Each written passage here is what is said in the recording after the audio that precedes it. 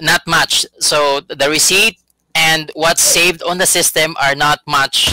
Convinced na yung tatlong teacher na talagang there's a discrepancy. And dumating yung principal nila, yung head nila, and then inexplain ng teacher, doon sa affidavit ko, naka-state doon, even their head, the principal, also decided, oh sige, there's a discrepancy din, we need to call the COMELEC.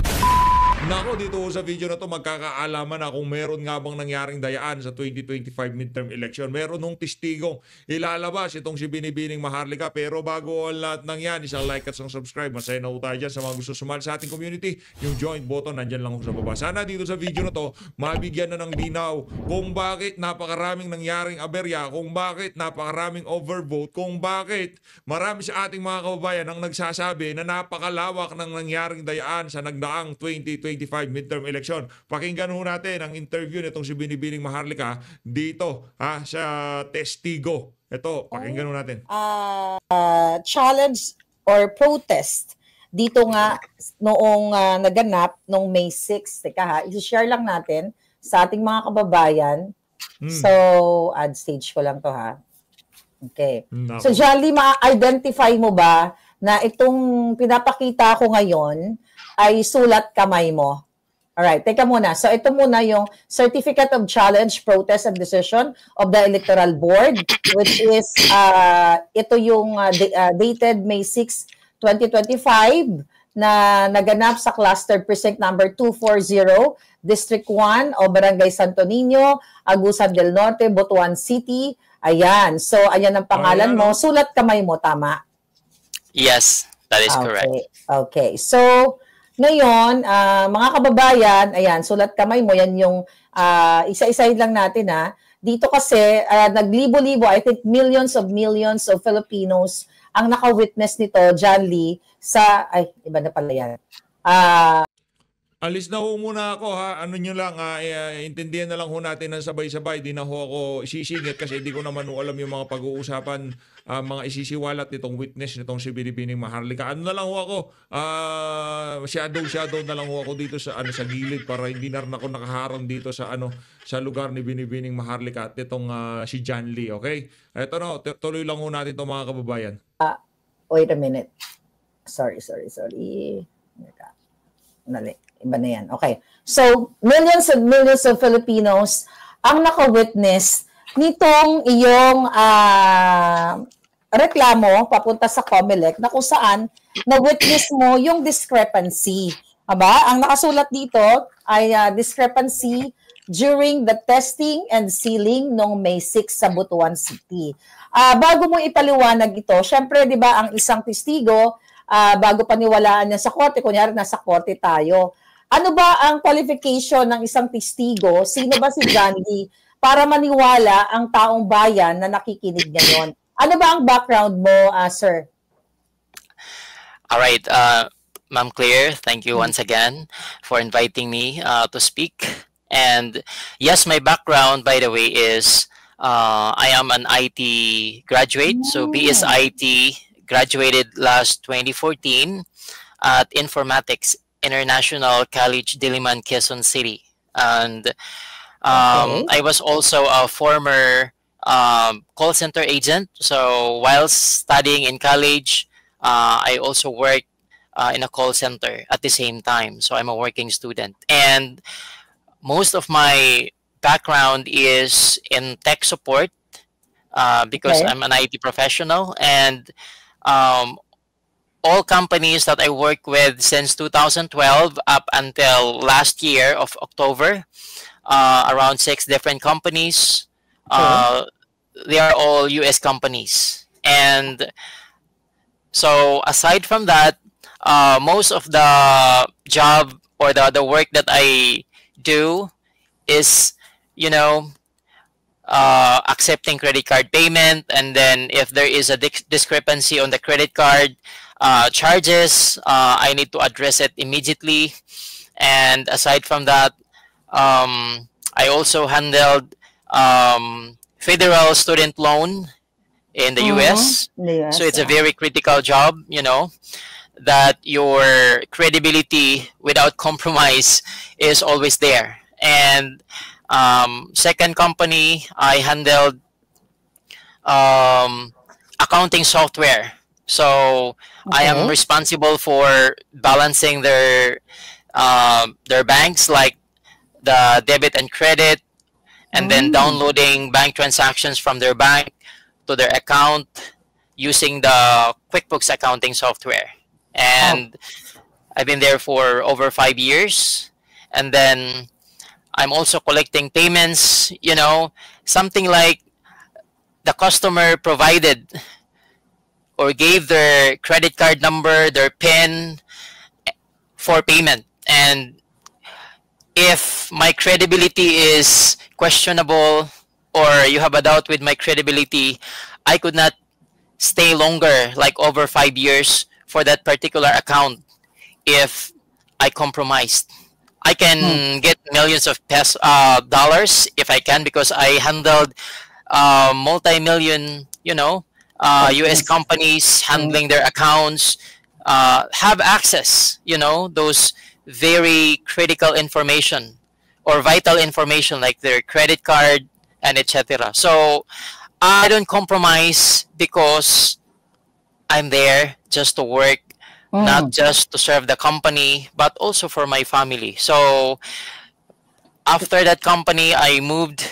I resigned because a great opportunity came in. I work in one of the biggest cruise ship company in the world. Wow. So I will not mention that company Okay. because Yeah, yeah. for Okay. confidentiality. So I worked there for since to 2019 up until last 2022. So I did not resign in my previous company because I had an issue with credibility or I was terminated. No, no, no.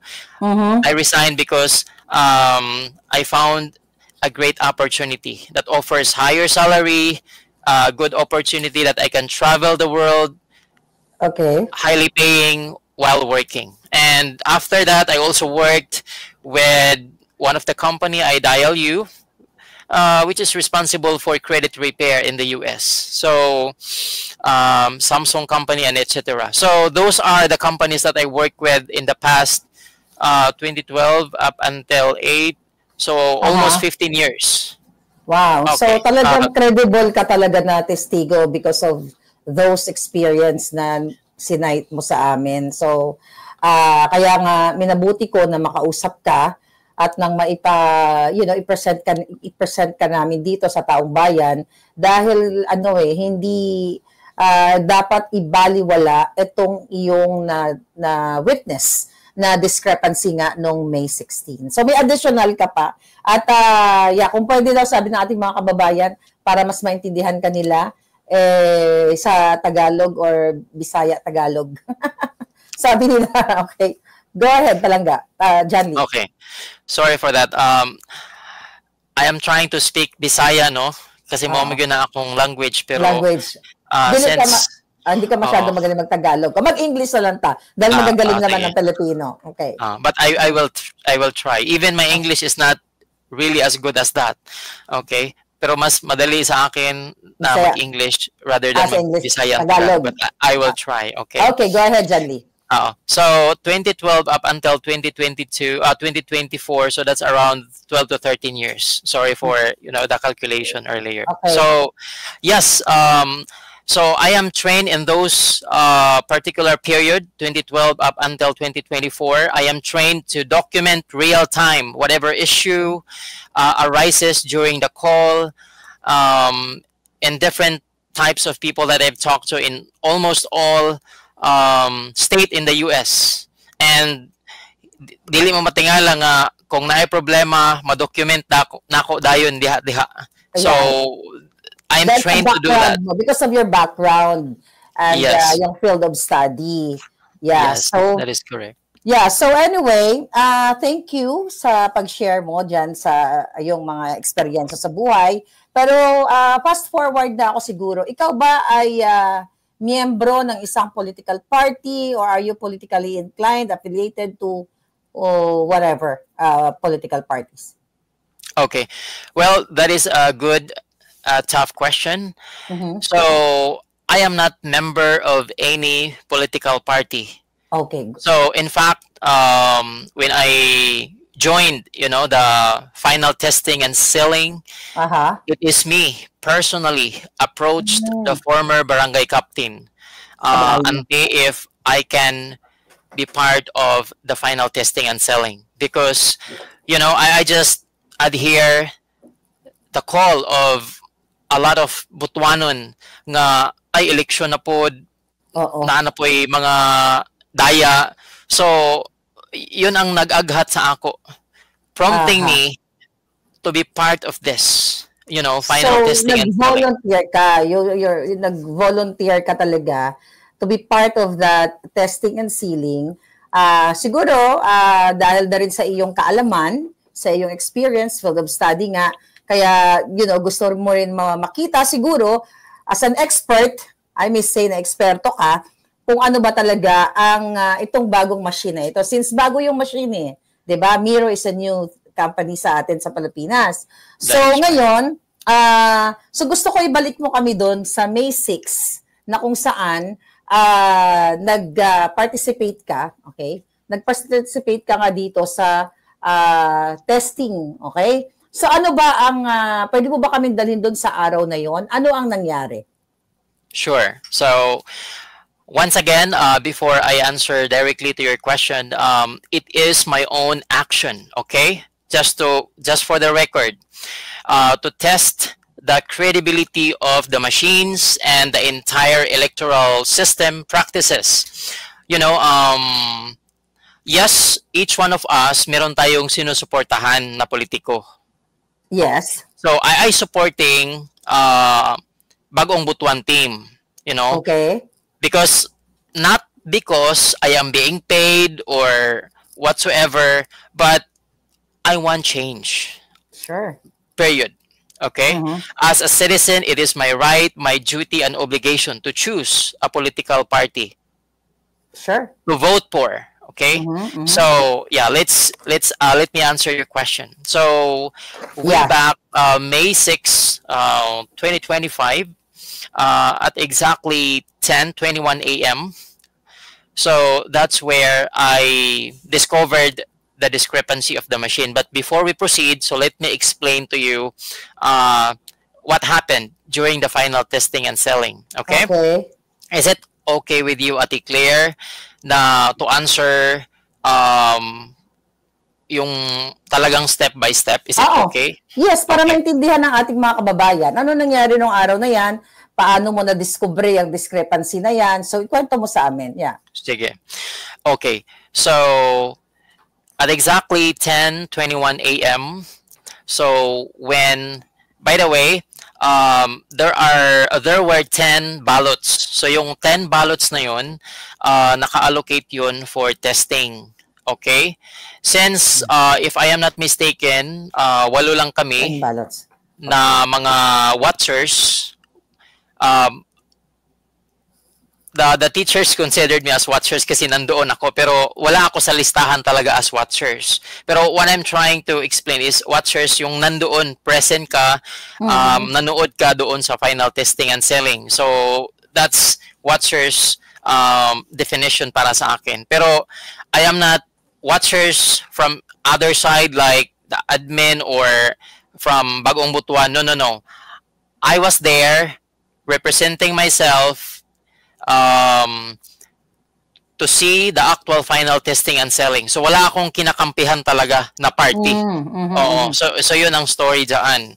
And now, so out of 10 ballots, since if I am not mistaken, parang 8 lang kami yung mga nandoon. Wait, So, wait muna. Cut muna kata. 8 lang kayo na mga watchers o yung magtitest ng magtitest ng pagboto. Then Yes. ilan yung mga tao dun sa loob ng precinct na yon? pagkakatanda ko, 8 lang talaga. Hindi 8 kasama lang. yung teachers. Yes. Okay, go ahead. Oo. Yeah. Okay. I am not 100% sure pero yun ang natandaan ko. So now, Okay. since I was the last person na kumuha ng balota and then 2 yung natira, so kung 10 siya, walo kami. So normally, kung walo kami, and then kumuha yung 7, so 7 may 3 pa. So nabanggit sa akin ng isang teacher na may isang teacher na kumuha ng balot para mag-testing. Parang yun ang narinig ko ha sa yung pinaka-head ng BEI. Okay. Oo. So basta ako ang huli na kumuha ng balot, 2 yung natira, 2 yung kinuha ko. So Okay. yan. Now, so ako yung huli na nag-fill out, and then ako din yung huli na nag-cast doon sa ballot. Okay. So now, the 9th ballot, so I shaded. Mhm. Is it okay, Ate Claire, to mention the politician name? Yeah, Yung sino yung sinishaden ko? I think we mentioned it already, no? Doon sa Okay. nakaraan. Go ahead. Okay. So now I shaded ballot number 9. I shaded Ching Plaza for mayor, Mhm. and the 9 councilors sa team nila Bagong Butuan. Mhm. Okay, so when I inserted a ballot on the machine, so nag-display ka agad siya sa screen. So tinatawag ko yun na quick screen display kasi mabilisan lang yun siya. So now, when I check there, tama naman. Ching Plaza yung mayor, and then yung 9 councilors. So wala tayong problema doon. Paglabas ng resibo, accurate din siya. So I have no question about it sa ballot number 9.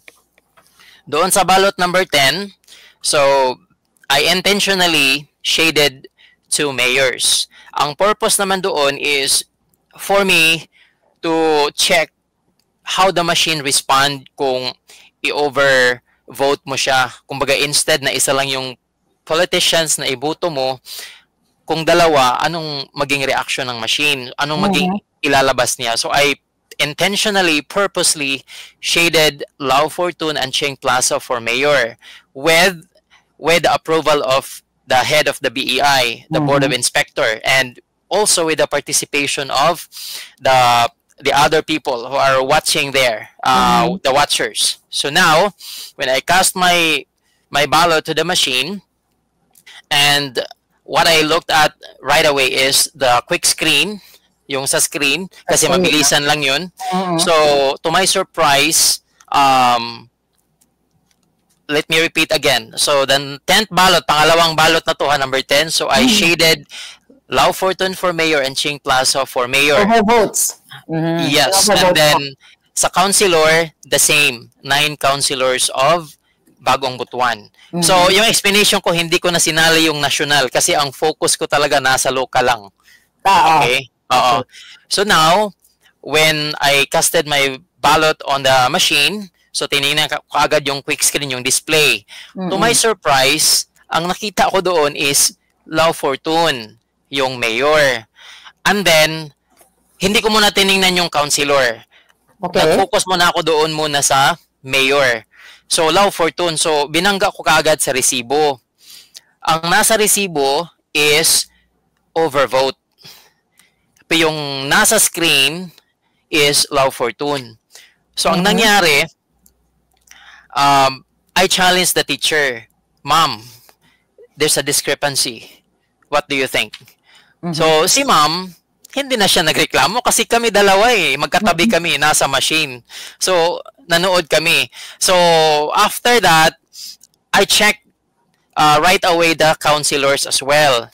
Oo. So, ngayon, pagtingin ko sa councilors, to my surprise, hindi 9 councilor of Bagong Butuan.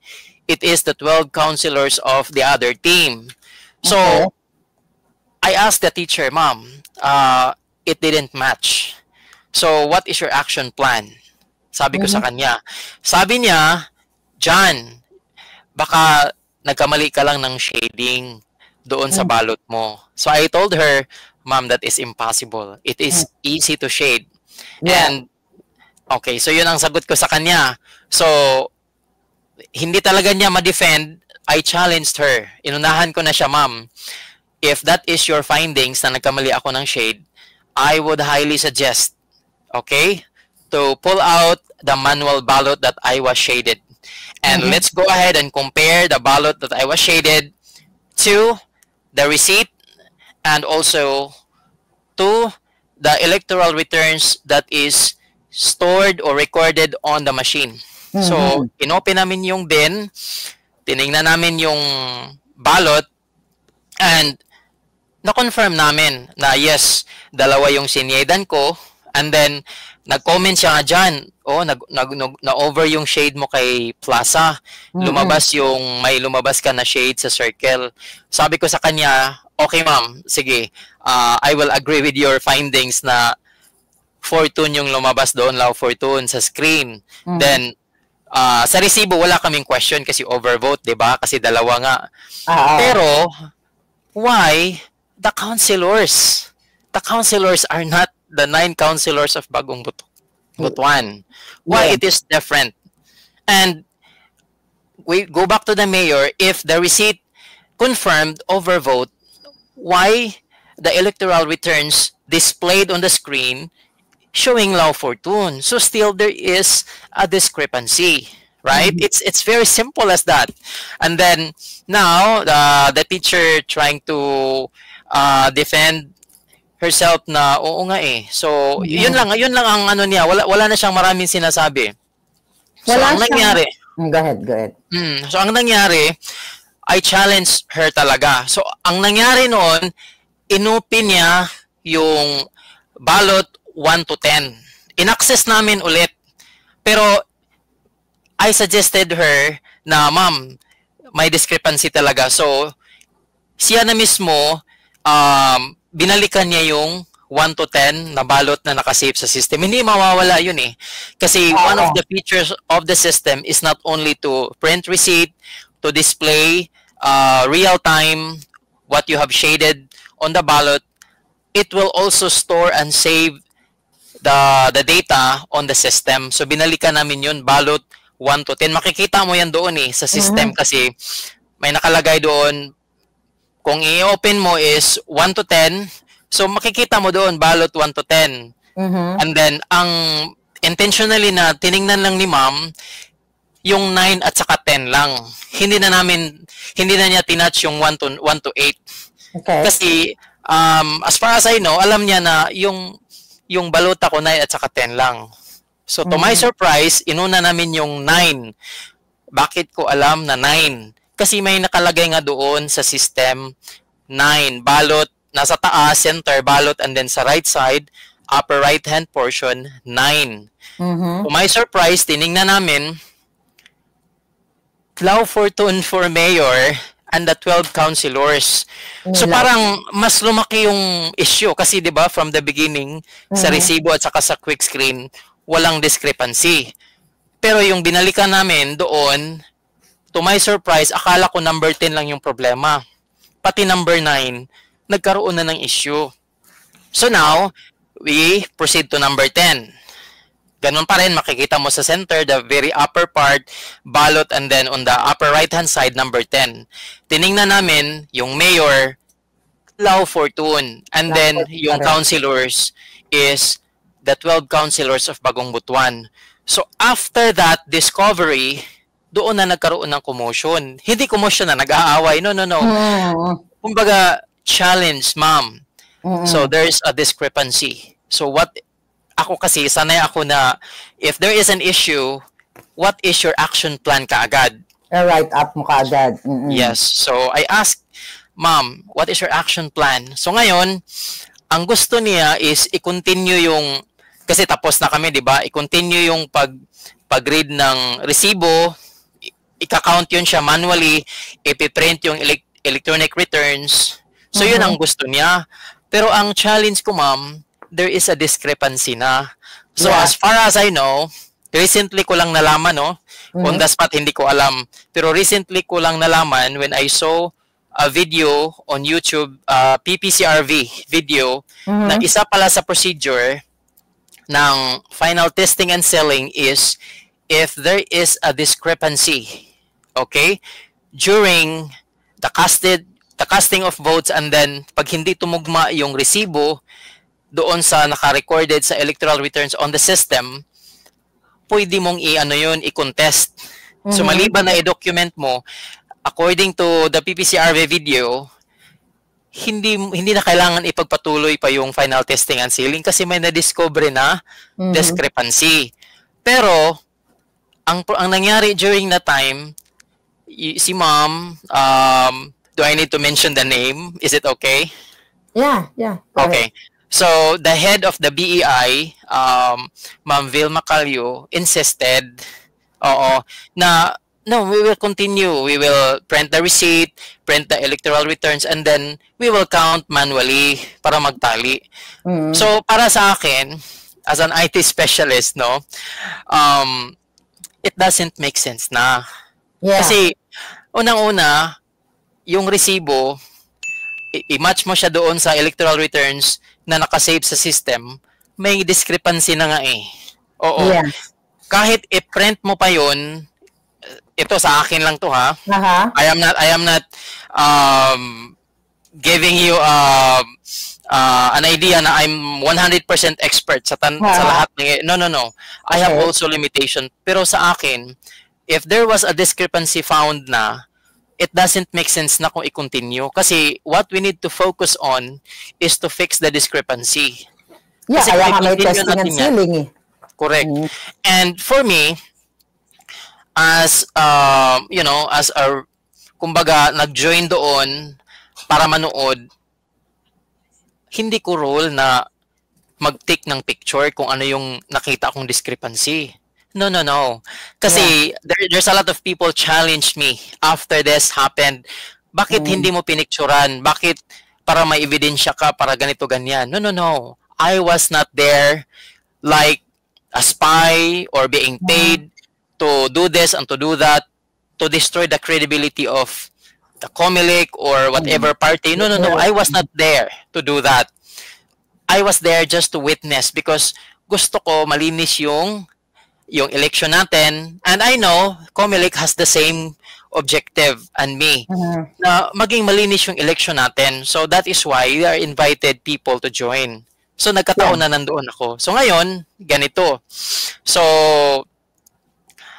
para sa akin ha, it is the duties and responsibilities dapat ng Board of Electoral Inspector kung may nakita na observe na discrepancy, since that is final testing and selling, it is their duties and responsibilities. Okay? I am not insisting that this is really their duties, but for me, in my own perspective, pananaw ko lang ha, trabaho nila na picturean kung may issue. Picturean nila yung electoral returns na nakasave sa system, picturean nila yung ballot, at saka yung resibo, para meron silang findings, report, isubmit nila sa boss, kung sino yung boss nila. Boss, during the final testing and sealing, meron kaming na-observe na discrepancy.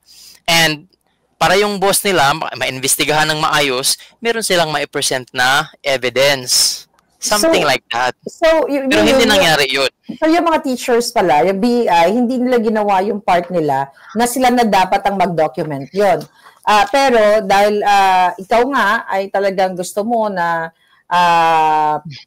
clean and honest election, so dinocument mo. Ito na nga yung pinapakita natin kanina, 'di ba? So dinocument mo itong naranasan mong discrepancy.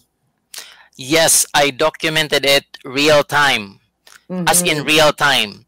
Yung na-discover ko yun, 'di ba? Nag-suggest ako sa kanila na we need to investigate. I challenged them. I even called the attention of their head, the principal, kasi para alam din niya. So ngayon, since yung tatlong teacher na yun, si Ma'am Vilma Calio, yung head, and I remember the other one by her last name, Kabuti, Ma'am Kabuti, and their principal, the third teacher, I didn't get her name. Okay. I didn't get her name, by the way, sorry. And the principal was named Jerry Laplana. So if I am not mistaken, let me check. Yeah. So actually, ang nakarating sa atin na information, so ni-raise mo na nga ito, at siguro magpa-fast forward na ako, no, John Lee. So, nabigyan ka ng show cause order, tama ba? Ano ba ang kwento dito sa show cause order nito na pinadala sa'yo? Because So of that, dahil dito sa insidente, dito sa incident report mo na pinorward mo sa kanila at ipinorward mo, nakarating ba, di ba nakarating to sa COMELEC, sa National, sa Maynila? I am not really sure kung nakarating sa kanila yung affidavit ko, no? I am not sure. But the show cause order was served to me 6 nangyari yun, 7, 8. Okay? So May 8, sinerve sa akin yung show cause order. Okay? So nung sinerve sa akin yung show cause order sa address na Purok 8, Barangay Santo Niño, wala ako doon kasi nasa Butuan ako, nag-process ako ng mga documents kasi nag-a-apply kasi ako ng water and electricity, something like that. So I'm doing a process. So ngayon, nung sinerve nila, wala ako doon.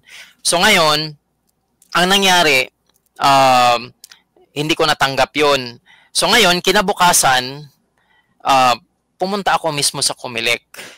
Okay? And then, with a companion, Attorney Francis Altorino and Sir Ian Garrido, they are my friends.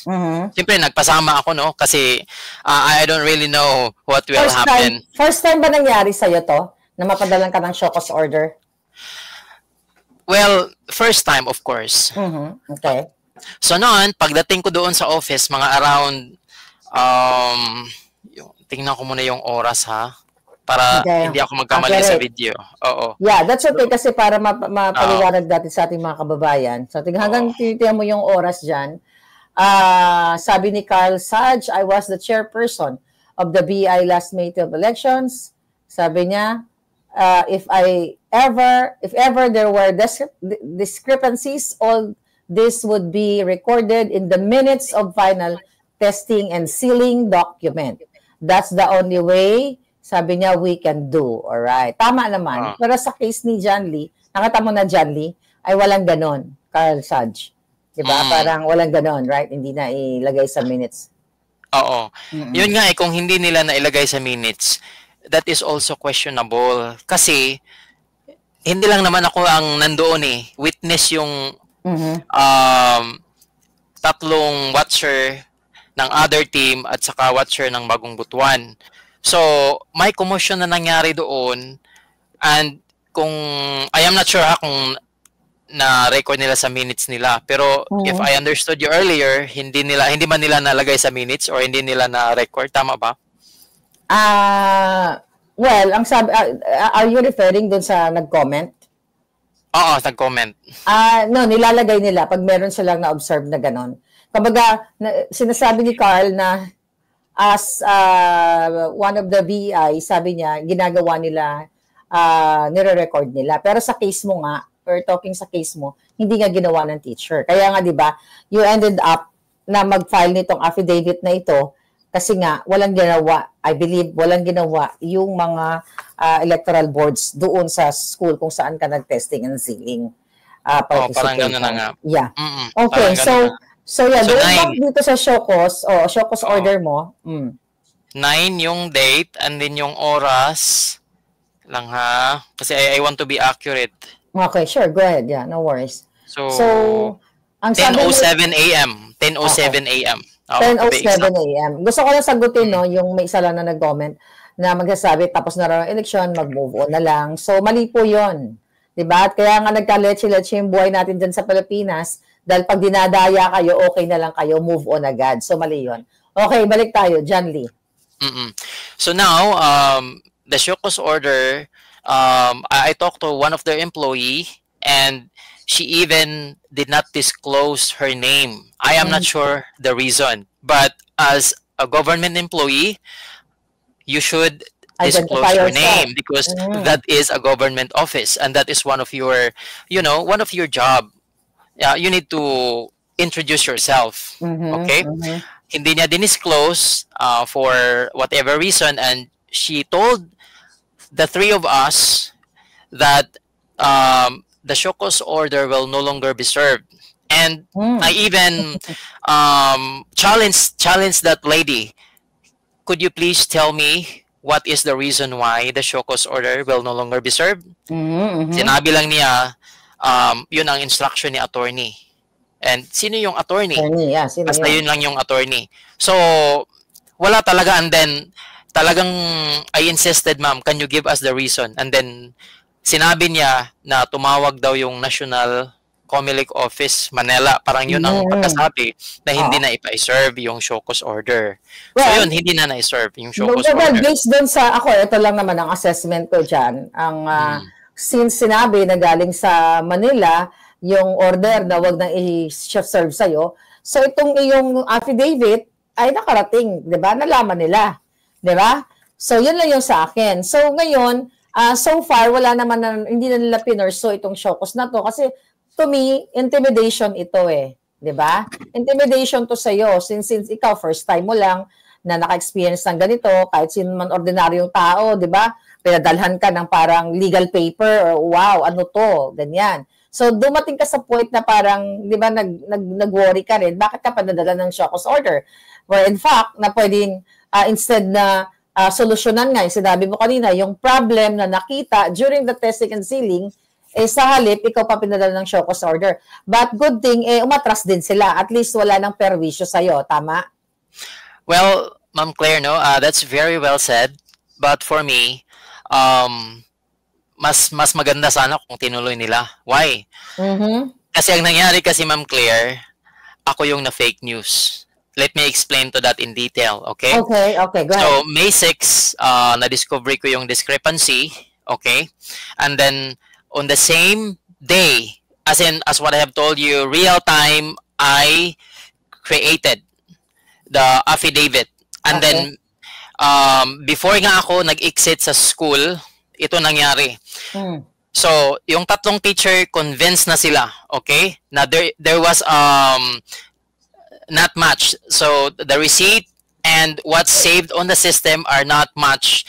Convinced na yung tatlong teacher na talagang there's a discrepancy. And dumating yung principal nila, yung head nila, and then inexplain ng teacher, doon sa affidavit ko, naka-state doon, even their head, the principal, also decided, sige, there's a discrepancy din, we need to call the Comelec, okay? Because yun ang parang magiging solusyon doon eh, kasi kumbaga, limited lang yung knowledge nila bakit may ganun discrepancy. Parang hindi nila maipaliwanag. Okay. So since I challenged them, ang naging final resolution nila is we need to call the Comelec. Okay? And then we also need to call a lawyer from both parties. So ang nangyari, umabot na lang ng hapon, walang dumating na taga-Comelec. So para sa akin, no, kung nakagawa ako ng affidavit real time. Okay. Oo. Na wala akong sahod doon, hindi ako binayaran, pero nagawa ko yung tungkulin ko as independent person to watch the final testing and selling. Kung nagawa ko yung role ko, gumawa ng affidavit, bakit hindi na-actionan kaagad ng Comelec? Kasi nag-promise na yung teacher, yung yung principal, na sige, we will call Comelec para aksyonan. So, yun, hindi na pwedeng pabukasin pa yun. Kasi we discovered the discrepancy on that day, and then we are not dealing an ordinary machine. We are dealing a machine that can change the landscape of the government, that even impacting the future of our children, the next generation. So we need a solution immediately. Ang problema, nag-promise yung teacher, yung principal, na papuntahin yung Comelec pero walang nangyari. Hindi dumating. So ang nangyari, ginawa ko na yung part ko, I write my affidavit. Pinabasa ko kay ma'am before ako umalis. Ma'am, basahin mo muna. Ang ma'am na sinabi ko is si Ma'am Vilma Calio. Basahin mo muna. And then, she commented, John, parang may kulang kasi parang ang comment niya is parang hindi ko daw nasali yung pinull out namin yung actual na balot. So, parang yung naging comment niya. So, instead na ibigay ko na sa kanila yung copy sana, Pero since merong comment si ma'am na i-add ko yun, so hindi ko na ibigay. Pero real time akong gumawa ha. Real time ko sanang i-submit yun. So siyempre, pag i-submit ko yun, wala din akong kopya. So kailangan ko pang ipotocopy. And sa isip ko, kailangan ko ring panotaryuhan. Kasi para maging solid ba, para maging, I am not sure ha, pero yun ang nasa isip ko. Na Hindi, kailangan ko panotaryuhan. I think yun yung tama, dinaan mo sa legal way. Diba? Yung mga pag-document. So, kanina, before tayo mag-start, tama ba yung pagkakaintindi mo na parang ay na-address ng mga BI, ito yung mga teachers na ito, na ito ay random incident? Tama ba? Yes, that is correct. That is correct. So, well, in that case, gusto kong mabasa yung manual mismo ng machine. Because I am not sure. Tawagin kayo natin si Attorney Glenn Chong. Kasi, okay, so John Lee, ayan, narinig mo galing kay Attorney Glenn, So siguro, ang gusto nating ipunto sa mga kababayan natin, dahil kanina nga, may nag-comment na mag-move on na lang tayo, para bang after mong ikaw, testigo, na kahit papaano, nakataya na rin yung buhay mo, kredibilidad mo, dahil, yun nga, sabi mo kanina, na sinasabi na parang ikaw yung na-fake news. Gusto kong ibigyan ng gusto ko i-highlight, bakit mo sinasabi na parang ikaw pa ngayon ang nag-fake news sa kabila ng, na-witness mo yung incident. Tama ba yung understanding ko doon, John Lee? Yes, Ma'am Claire. Ganito kasi nangyari. So, May 6 yung final testing and selling, and then the following day, ang ginawa ng, di ba, on the same day, May 6, I requested to them na solve this problem, and then yung resolution nila is to call the COMELEC and then pupunta doon dapat. So ang nangyari, the following day, that was May 7. So as far as I know, parang pinull out nila yung machine doon sa precinct na yun, 240 Santo Niño, and then dinala nila sa city, sa COMELEC office mismo. And then around 3 or 4 or 5 p.m., 3 or 4 p.m., that was May 7, nag-live sila with the local media, and then yun, nag-manual count sila sa resibo, sa printed na electoral returns, and then iginiit nila na walang discrepancy. Tugma naman. Para sa akin, it doesn't make sense na yung following day nila na action plan. Why? Ano nangyari sa machine? Ito opinion ko lang to. Okay. Umuwi na lahat ng watchers. Maybe 3 or 5, maximum 5 p.m. Kung hindi ako nagkamali. Kasi ako nag-exit ako mga almost 2 p.m. Okay. Oo. Kasi nga, ang nasa isip ko, panotaryohan yung document. So ngayon, 5-0 maximum or 6, umuwi na lahat na yung watchers, and then kung may natira man yung teachers na lang. So, di ba may discrepancy na na-discover on that day? Dapat masolve sana yun kung may dumating na COMELEC. Pero ang nangyari, wala, di ba? So ang nangyari, umuwi na yung watchers, yung machine, naiwan doon with the teachers, and then, siyempre, kinagabihan, then kinaumagahan, and then, pinull out yung machine, dinala doon sa COMELEC. So, during the time na nawala na yung mga watchers, hindi na-solve yung issue, and then, umabot sa kinabukasan, the credibility of the machine is at risk. Kasi nga may na-discover, hindi maiwasan ang isip ng tao na baka may something wrong. Yeah. Oo. Yun ang iisipin ng tao. Yun nga, I requested to them immediate solution para hindi ma-compromise yung credibility ng machine. May na-discover na issue, masolusyonan kaagad with the presence of the 6 watchers from other side, from other team. And so ngayon, nag-live sila doon, and then invite nila local media, and then kinount nila yung resibo at yung printed na receipt at saka yung printed na electoral returns. Pero para sa akin, it doesn't make sense na. Wala namang discrepancy doon sa printed na receipt at saka yung electoral returns. Hindi rin ako sure kung yung printed na electoral returns nagmamatch siya doon sa nakasave sa system. Hindi ako sure kasi yun yung na-discover ko So kahit bilangin mo yung printed receipt at saka yung electoral returns, okay, there is something na parang hindi na yung consistent kasi nga the previous day may na-discover na. So ngayon, ang nangyari, so tapos na sila And then nagpalabas yung one of the madam there, basta babae siya, sinabi niya na kung may na-discover daw na discrepancy, dapat the same day, final ko yung, yung gumawa ako ng affidavit and then ifa-file ko. Yes, let me answer your challenge kasi parang hindi ko na final on the same day. No. Ayan na nga, Mali yung sinabi mo, madam, doon sa video, ha? Not the same day. I created my affidavit real time. Real time yun. Pinabasa ko kay ma'am, binasa niya, nag-comment siya. Pero since mayroon siyang comment, dinagdagan ko yun ang dahilan na hindi ko na ibigay sa kanila on that particular hour, mga around 12, past 12 p.m. So ngayon, kinagabihan, binalik yung affidavit, pinapirmahan sa kanila. So ngayon, yung nagdala ng affidavit, hindi na ako kasama doon.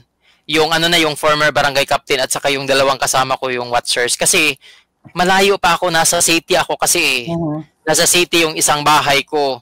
So babalik ako doon, masyadong gabi na. So sinabi ko na lang sa kanila na please, since taga doon naman kayo na lang ang magpapirma sa kanila. Oo. So ngayon, ang nangyari, 'di ba, nag-video sila. After nag-video sila mga 3 to 4, umabot pa ng 5. Kung hindi ako nagkamali, and then nagpalabas kaagad sila ng conclusion, parang findings na na dapat final niya on the same day. Yes, not only the same day but real time. Yun ang sagot ko sa inyo, madam. And then according to her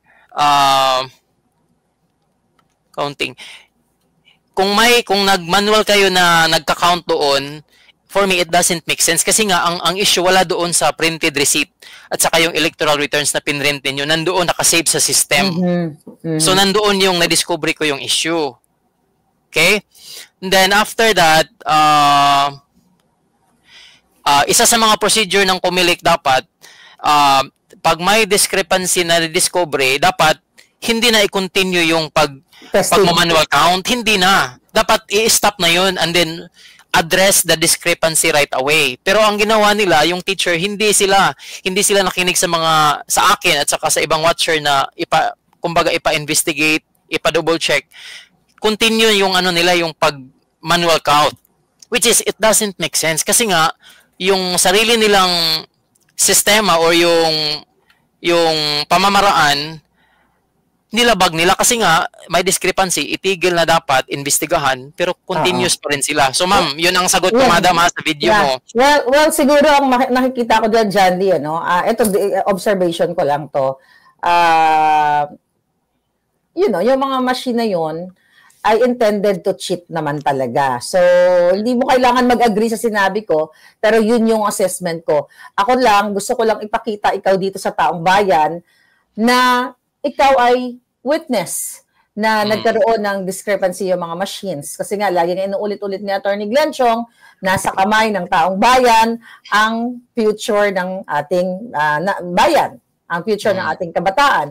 So, I'm so happy na may isang John Lee na nanindigan, na i-insist na ito yung nakita mong discrepancy. Pero sa kasamaang palad, nag-failed itong mga teachers na supposedly, itong mga electoral boards na ito, na supposedly duty nila yan para maitama natin sana yung mali bago maghalalan, not only sa Butuan but sa iba't ibang bahagi pa ng lugar. Nakita mo naman, ang dami mga reported talaga na mga palpak, yung mga makina and everything. But I will talk about that with Attorney Glenn Chong later.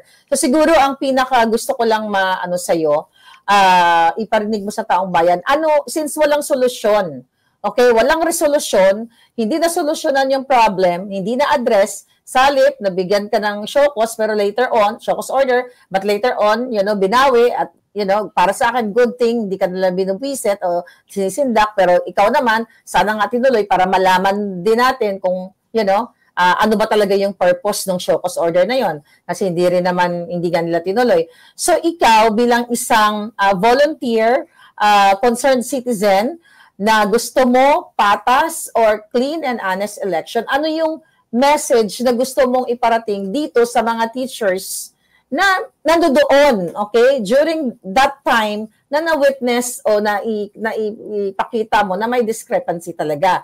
Yun ang number one na gusto kong malaman kung ano yung gusto mo na hindi mo nasabi doon sa sa kanila. Okay. Well, hindi lang sa teacher, no?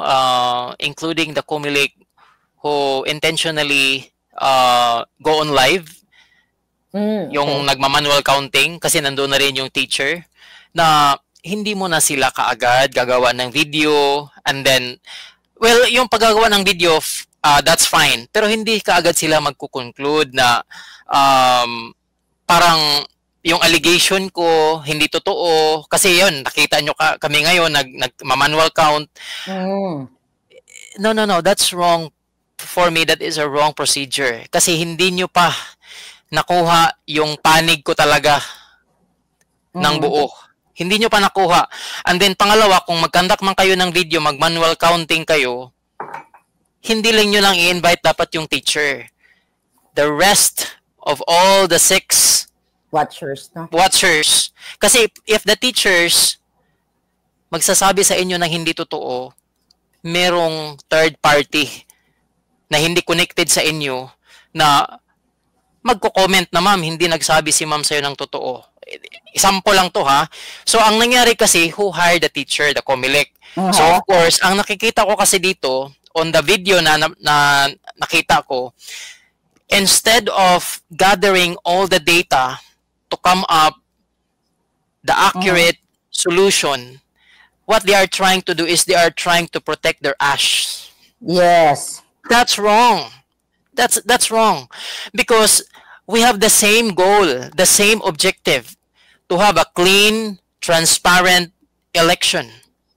And why you are trying to protect your ass right away? Hindi kayo nagfo-focus doon sa solution. Gathering data, investigation, get all the people involved, getting their affidavit, their testimony. Kasi ang nangyari, one-sided. Kinuha nila yung teacher, yung machine, and then nag-conduct sila doon. And then, kasi ang comment kasi nung madam doon sa video, yung binanggit ko kanina na hindi ko raw na-file yung affidavit real time, the same day. That's wrong. Siguro yun ang sinabi niya dahil yun ang sinabi ng teacher. I am not sure. That is why I challenge them, para patas, call the attention of the 6 watchers. Okay? Including me. Pero hindi nangyari yun eh. And then, ano pang ibang comment doon? Hindi raw consistent yung statement ko. No. Hindi mo pa nga ako nakausap eh. Hindi mo pa nga nabasa yung affidavit ko. Nagja-jump in ka na hindi consistent. Come on. That's wrong. In court, the judge will not make a final decision without gathering both parties' data information. Kahit nakuha na nila yung data information, magkakandak pa sila dyan ng analysis kung sino nagsasabi ng totoo based on the witness that are present during the time. Pero ang ginawa niyo sa video ninyo, parang walang discrepancy. Walang dayaan. Walang dayaan. Ako yung naging fake news, nagsasabi ng hindi totoo. In fact, nilabas niyo yung video na yun, yung statement na yun, around 5 o'clock or past 5. Nag-file na kami the same hour, nandoon kami, nag-file na kami ng affidavit, pina-receive namin. Hindi nyo pa nabasa siguro. Kulang kulang. So, parang premature yung nagiging, yung conclusion nyo doon sa video. I just want to clarify all the viewers, no, yung nanood, yung nag-comment, huwag kayong mag-judge kaagad. Gather the information from legitimate source. Kunin nyo muna yung panig. Pagkatapos, huwag nyo muna kaagad magawa ng decision. No. Analyze it. And then after that, that's the time that you can jump into conclusion. And then, Ate Claire, additional to, based on my observation, okay, because I'm really trained to, different types of machine, kung paano siya i-demonstrate sa tao. Okay? So, ang nakita ko rin na kakulangan, hindi ako nagmamaliit sa COMELEC ha, pero this is additional lang na tulong para sa inyo. During the time na nag-final testing and selling, nakikita kong kakulangan, okay? Hindi ang mga teachers hindi nila introduce yung pangalan nila, yung sarili nila, ano yung position nila. That is very important. That is foundational and that is basic. Why? Bago lang kami nagkita, first time lang namin nag-meet, and then they are dealing an important machine. So kailangan i-introduce nila yung sarili nila because in order to connect to us, and if there is a connection, that's where trust is started. Yes. Walang nangyari eh. Hindi nila in-introduce yung pangalan nila, and then paano din namin sila ma-approach ng maayos kung hindi namin kilala yung mga pangalan nila, di ba? John Lee, actually, points taken. Okay? Naintindihan talaga natin yan. Pero ako nga, this is not you. Ito, matagal na naming nilalaban ni Attorney Glenn. Kasi nga, ang intention ng COMELEC at itong bagong kasabwat nila ay dayain yung taong bayan. Kaya kahit na nagmumura na ang ebidensya, may isang testigo, ayan, nandiyan ka na, talagang, I don't think, kaya nga yung mga kababayan natin, minsan, siguro hopeless na sila na mag-move on daw, pero hindi tayo pwedeng mag-move on. Kasi nga, nakasalalay dito yung future ng taong bayan. I am thankful sa iyo na talagang matapang at naglakas ng loob ka na magpa-interview dito. At least, hindi na lang itong dokumentong pinapakita natin kanina, ay meron ng tao talaga na ikaw ngayon na pinirmahan mo ito at patunay na kumbaga, in-insist mo yung kung ano yung tama.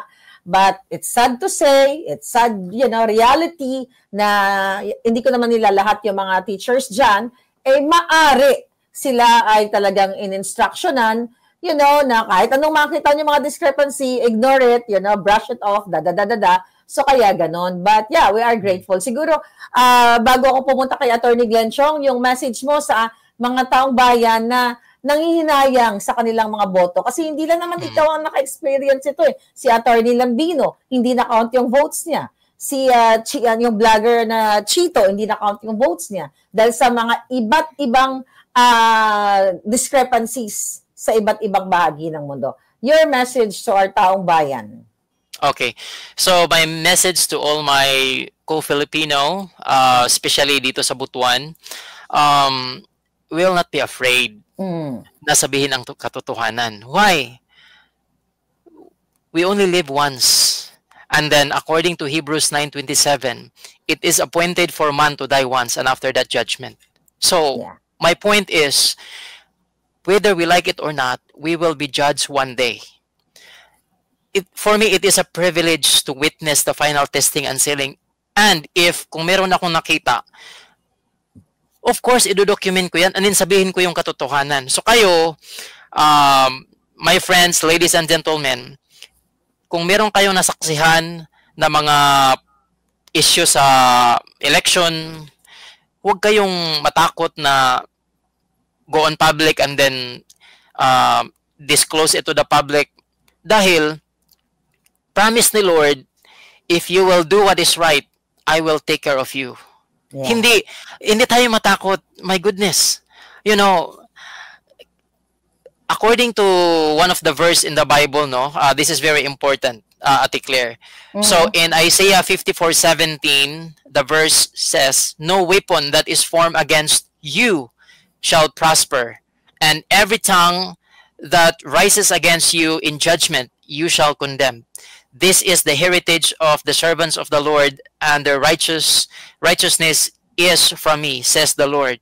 So, kung mayroong mangtakot sa atin, yung protection ni Lord magti-take over. Kasi nga, promise niya. Oo, promise niya yan. And I declare, para sa akin, dapat hindi na ako magsasalita dito. Why? To prove na totoo hindi. After I created the affidavit, 2 out of 3 teachers signed my affidavit confirming yung pag-signature nila hindi yun basta-basta.